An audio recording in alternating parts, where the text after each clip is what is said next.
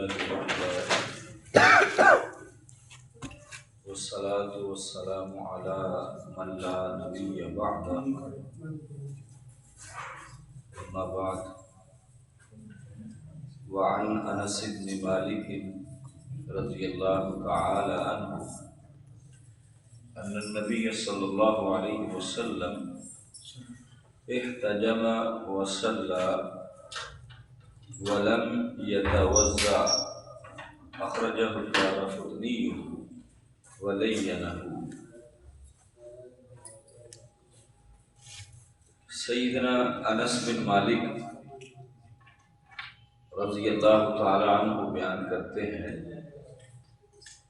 انس بن مالک بڑے معروف صحابی ہیں، ان کا تعارف پہلے گزر چکا ہے، کئی ایک روایات ان سے آپ پہلے سماعت کر چکے ہیں۔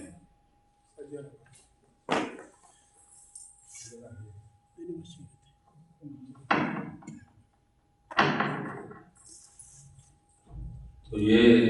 حضرت انس بن مالک رضی اللہ تعالی عنہ وہ بیان کرتے ہیں،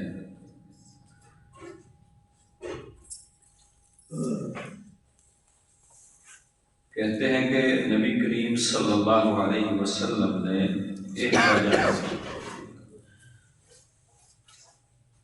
آج کل جو معروف ہے وہ حجامہ ہے، حجامہ کروایا، یعنی کہ بچپنے لگوائے۔ جیسے لوگ جونک کے ساتھ وہ خون چسوایا کرتے تھے اور ٹھیک ہو جاتے تھے، اسی طرح یہ حجامہ ہے، جسم سے فاسد خون کو نکلوانا۔ انسانی جسم میں خون جب زیادہ ہوتا ہے پھر اس کے اندر فاسد مادے بھی پیدا ہو جاتے ہیں، جس سے انسانی صحت جو ہے وہ درست نہیں رہتی۔ تو اس صورت میں انسان کو اپنا فاسد خون وہ نکلوانا چاہیے، یہ سنت ہے رسول اللہ صلی اللہ علیہ وسلم کی۔ تو آپ نے یہ کام کروایا، وصلی، اور آپ نے نماز پڑھی۔ جب آپ نے حجامہ کروایا تھا تو آپ وضو کی حالت میں تھے، باوضو تھے، اس لیے آج بھی اگر حجامہ کروائے کوئی تو اس کو وضو کر لینا چاہیے۔ وضو کرنے سے انسان کے جسم کے اعضاء جو ہے وہ ایکٹیو ہوتے ہیں، ان کی سستی وہ دور ہو جاتی ہے۔ تو جب سستی دور ہوتی ہے جسم کے اعضاء کی تو خون جو ہے وہ اپنے گردش میں ہوتا ہے، تو جب پھر حجامہ لگتا ہے تو پھر تیزی کے ساتھ خون جو ہے وہ نکلتا ہے، ٹھیک ہے، تو اس کے ساتھ اس کے اندر جو جراثیم ہوتے ہیں تو وہ خارج ہو جاتے ہیں۔ تو نبی کریم صلی اللہ علیہ وسلم باوضو تھے، تو باوضو آپ نے اپنے جسم سے خون کو نکلوایا تھا، تو وصلی، اور آپ نے اسی حالت میں نماز پڑھی، ولم یتوضا، اور آپ نے وضو نہیں کیا، آپ نے وضو نہیں کیا۔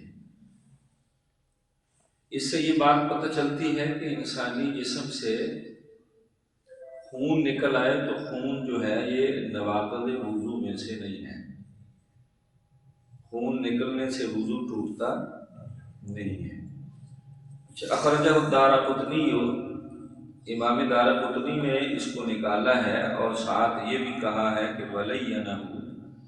یہ روایت جو ہے یہ کمزور ہے۔ ایک راوی ہے صالح بن مقاتل، جس کی وجہ سے یہ کمزور روایت ہے۔ کمزور روایت سے انسان کو اپنا موقف نہیں لینا چاہیے، باقی کسی صحیح روایات سے یہ عمل ملتا نہیں ہے نبی صلی اللہ علیہ وسلم کا، کسی بھی صحیح حدیث سے یہ عمل ملتا نہیں ہے۔ باوضو ہو کے حجامہ کروا کے پھر اسی طرح نماز نبی صلی اللہ علیہ وسلم نے پڑھی۔ ہاں خون جو ہے یہ نواقض وضو میں نہیں ہے، اگر نواقض وضو میں ہوتا تو رسول اللہ صلی اللہ علیہ وسلم اس کو بیان کر دیتے۔ باقی اللہ کے نبی صلی اللہ علیہ وسلم نے اور دیگر صحابہ کرام رضوان اللہ علیہ مجمعین یہ حجامہ کروایا کرتے تھے، تو یہ سنت ہے۔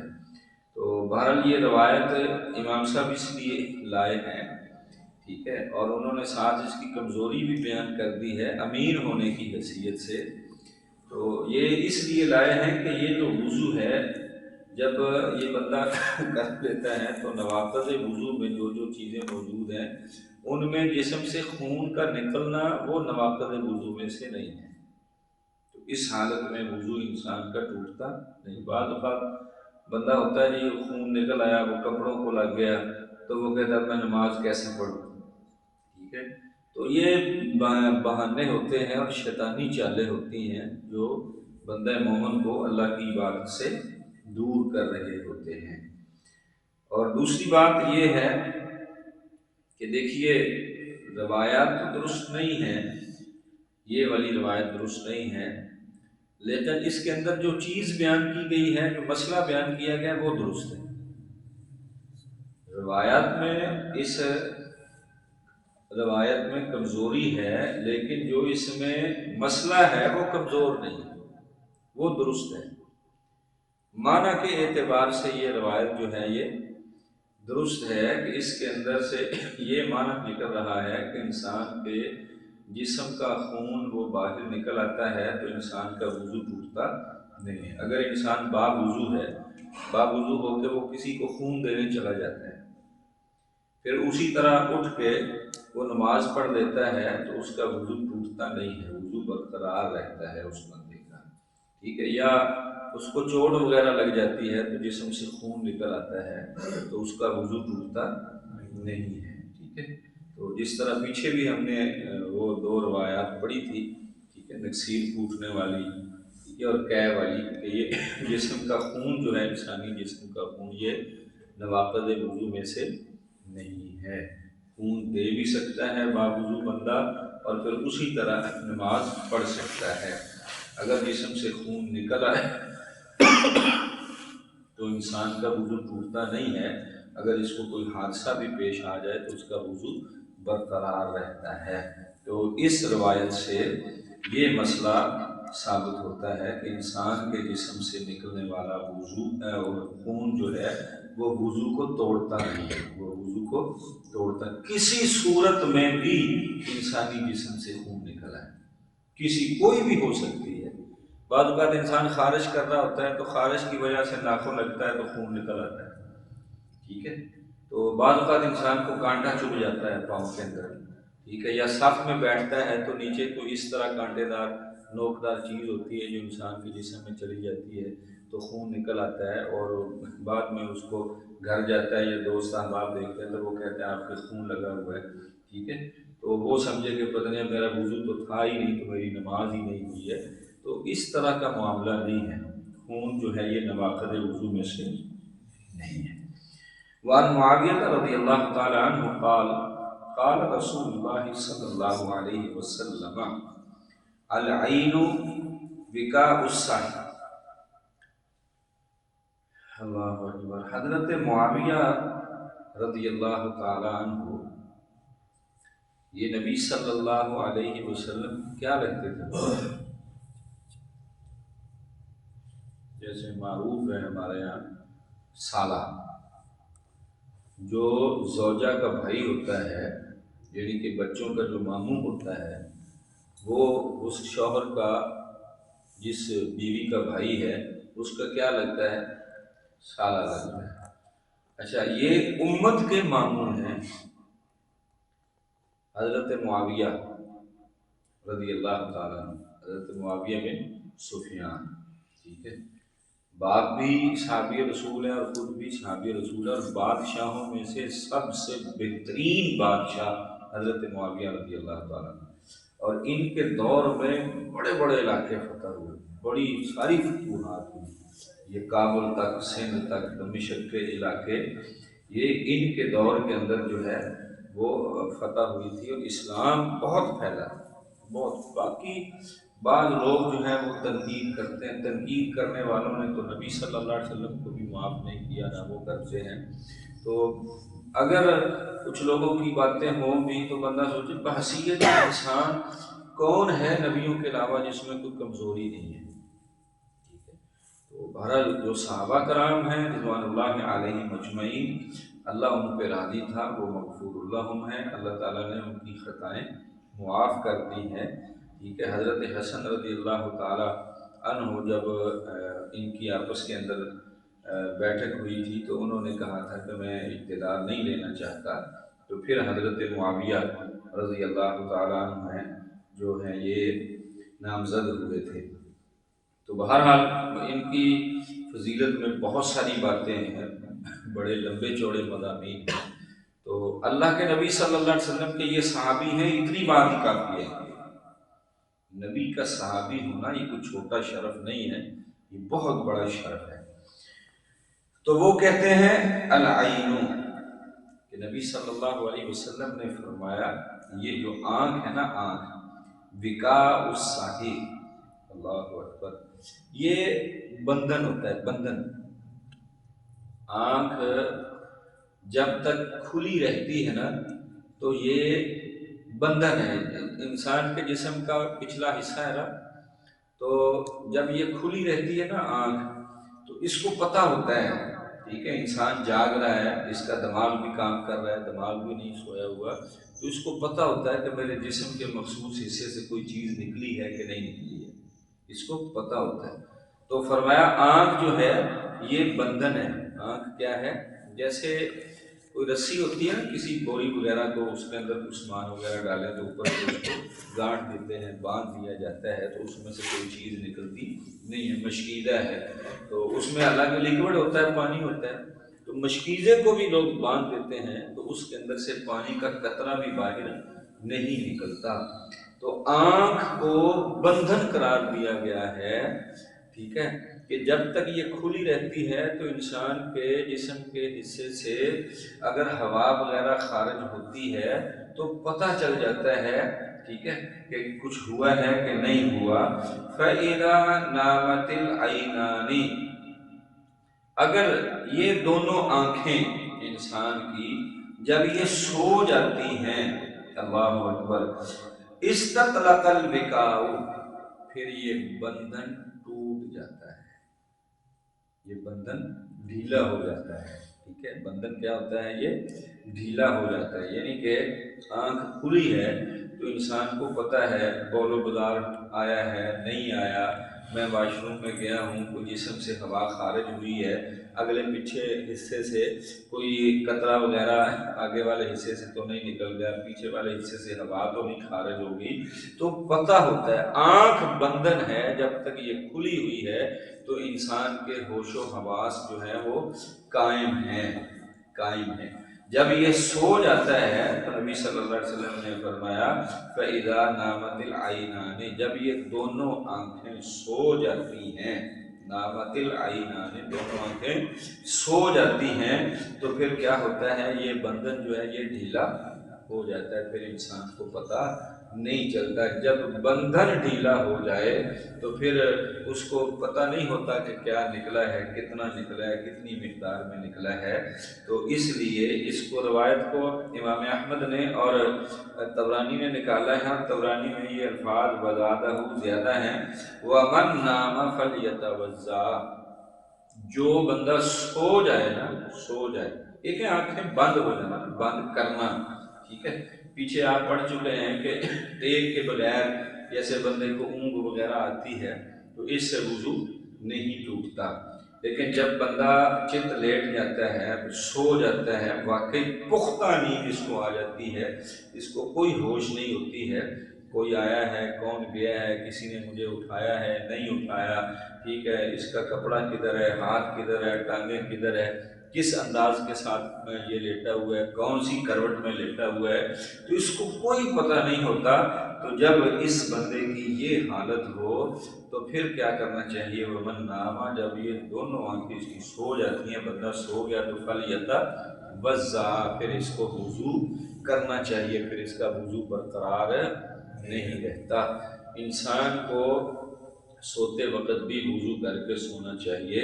بہت اچھا عمل ہے، بہت اچھا عمل ہے، لیکن جب یہ سو جائے تو پھر اس کا وضو برقرار نہیں رہتا، وضو ٹوٹ جاتا ہے۔ وَهَذِهِ زِيَادَةُ فِي هَذَا الْحَدِيثِ عِنْدَ أَبِي داؤد من حدیث علی، ابی داؤد نے یہ حدیث جو ہے حضرت علی رضی اللہ تعالی عنہ کے حوالہ سے بیان کی ہے، تو انہوں نے بھی یہی بات کی ہے کہ جب یہ آنکھیں سو جاتی ہیں تو استطلق الوقاء، پھر یہ بندھن جو ہے یہ کھل جاتا ہے، بندھن کھل جاتا ہے۔ اچھا، پھر آگے ایک اور بات کہی ہوئی ہے کہ یہ دونوں روایتیں یہ دونوں کی دونوں ہی ضعیف، دونوں روایتیں سند کے اعتبار سے یہ کیا ہیں، یہ ضعیف ہیں۔ ولی ابی داؤد ایضا عن ابن عباس رضی اللہ تعالی عنہما مرفوعا، ابن عباس سے مرفوعا مروی ہے، انما الوضوء علی من نام مضطجعا، کہ نبی کریم صلی اللہ علیہ وسلم نے ارشاد فرمایا جو بندہ لیٹ کر سو جائے تو اس شخص کا وضو جو ہے وہ رہتا ہے کہ نہیں، اس شخص کا وضو نہیں رہتا۔ اچھا، یہ روایت جو ہے وفی اسنادہ ضعیف ایضا، جیسے وہ پچھلی دونوں روایتیں ضعیف ہیں، یہ بھی ضعیف ہے۔ سند کے اعتبار سے یہ روایتیں ساری کی ساری کمزور ہیں، ساری کی ساری کمزور ہیں، ٹھیک ہے، لیکن جو مسئلہ ان سے اخذ ہو رہا ہے وہ یہی ہے کہ انسان چت لیٹ جائے یا پھر ٹیک لگا کے سو جائے، جیسا کہ پیچھے یہ ساری تشریحات آپ سماعت کر چکے ہیں، تو پھر اس کا وضو جو ہے وہ ٹوٹ جاتا ہے۔ نیند جس میں انسان کو کسی قسم کی کوئی ہوش نہیں رہتی ہے، یہ نیند موت کا دوسرا نام ہے، تو اس میں انسان کا وضو ٹوٹ جاتا ہے، اس میں انسان کا وضو ٹوٹ جاتا ہے۔ ٹیک لگا کے نہیں سونا چاہیے بندے کو، ٹھیک ہے، وضو بعض اوقات ہوتے ہیں نا، بوڑھے بزرگ ہیں یا کسی بندے کو کوئی مسئلہ ہے تو وہ کرسی پہ بیٹھا ہوتا ہے یا دیوار کے ساتھ ایسے ٹیک لگائی ہوتی ہے، تو ان کو جب نیند آتی ہے نا تو وہ بہت زیادہ غالب ہو جاتی ہے، انسان کو پتہ بھی نہیں چلتا۔ ٹیک کے بغیر بندے کو یہ اونگ وغیرہ آتی ہے، پہلی بات تو یہ ہے کہ ٹیک کے بغیر صحیح بندہ سو ہی نہیں سکتا، ٹیک کے بغیر بندہ صحیح سو، ٹیک لگی ہو تو پرسکون ہوتا ہے، نیچے لیٹا ہوا ہو تو انسان وہ پرسکون ہوتا ہے، ٹھیک ہے، تو ایسے اگر بیٹھا ہوا تو تھوڑا سا جھٹکا لگتا ہے، پھر یہ ایکٹیو ہو جاتا ہے، تھوڑا سا جھٹکا لگتا ہے، یہ وہ بالکل ہی وہ جو مدہوشی والی نیند ہوتی ہے اس میں جا ہی نہیں سکتا، اس کو پتہ ہوتا ہے کہ میں کہاں پہ ہوں، ٹھیک ہے، تو جب گہری نیند آتی ہے تو اس وقت اچانک بھی آنکھ کھلے تو بندے کو پتہ نہیں ہوتا کہ میں کہاں پہ ہوں، کیا صورتحال ہے۔ تو بہرحال نیند جو ہے یہ نواقض وضو میں ہے، نیند جو ہے یہ نواقض وضو میں سے ہے۔ وضو کر کے اگر بندہ سو گیا ہے تو اس کا وضو ٹوٹ جاتا ہے، اس کا وضو ٹوٹ جاتا ہے۔ نبی کریم صلی اللہ علیہ وسلم کے حوالے سے صحیح روایت جو ہے وہ آپ نے سنی ہوئی ہے کہ نبی صلی اللہ علیہ وسلم فجر کے بعد 2 سنتیں پڑھ کے، فجر کی یعنی کہ اذان کے بعد 2 سنتیں پڑھ کے وہ لیٹتے تھے، آنکھیں بند، دیکھنے والے یہی سمجھتے تھے کہ آپ سو گئے، تو نبی صلی اللہ علیہ وسلم کا دل جو ہے وہ کیا کرتا تھا، جاگتا تھا، آنکھیں بظاہر سو جاتی تھی لیکن در حقیقت جیسے ایک بندہ بالکل سو جاتا ہے، اس پہ تمام اعضاء جو ہیں وہ چلے جاتے ہیں نیند کی آغوش میں، ٹھیک ہے، وہ بالکل ریلیکس ہو جاتے ہیں، ایسا نہیں ہوتا تھا، ٹھیک ہے، تو اس لیے اتنی سی جو نیند ہے بندے کی وہ بغیر، اب نبی تو نبی تھے نا، نبی صلی اللہ علیہ وسلم کے لیے بہت ساری چیزیں جو ہیں وہ خصوص کے اندر شامل ہیں، ٹھیک ہے، تو بندہ امتی جو ہے اگر وہ اس طرح چت لیٹ کے سو جائے تو اس کا وضو برقرار نہیں رہتا۔ ٹھیک ہے، ٹیک لگا کے سو جائے اس کا وضو برقرار نہیں رہتا۔ تو یہ روایات جو ہم نے آج ساری کی ساری پڑھی ہیں، یہ ساری سند کے اعتبار سے کمزور ہیں، سند کے اعتبار سے ساری کمزور ہیں، لیکن مسئلہ جو ہمیں اس کے اندر سے اخذ ہو رہا ہے وہ بالکل درست ہے، مسئلہ درست۔ ایک بات جیسے بعض اوقات بات کرنے والا کمزور ہوتا ہے، در حقیقت جو کی جا رہی ہے نا بات وہ درست ہے۔ مثال کے طور پہ اب شیطان کو اچھا تو نہیں ہے نا، لیکن آیت الکرسی سکھا گیا، وہ جو کہہ کر کے گیا تھا وہ بات درست ہے، وہ بات درست ہے کہ آیت الکرسی پڑھ لو تمہاری چوری نہیں ہوگی، ٹھیک ہے۔ تو بعض اوقات راوی جو ہوتے ہیں وہ کمزور ہوتے ہیں، دوسری روایات کے استدلال سے معنی اور مفہوم جو ہے وہ درست ہوتا ہے، تو اس لیے محدثین نے ان روایات کو بھی بیان کر دیا تاکہ معنی مفہوم ان کا درست ہے اور لوگوں کو یہ بھی پتہ ہو کہ سند کے اعتبار سے یہ کمزور ہیں لیکن معنی اور مفہوم جو ہے ان کا وہ درست ہے، ٹھیک ہے۔ اللہ تعالیٰ ہمیں سمجھنے کی اور عمل کرنے کی توفیق نصیب فرمائے۔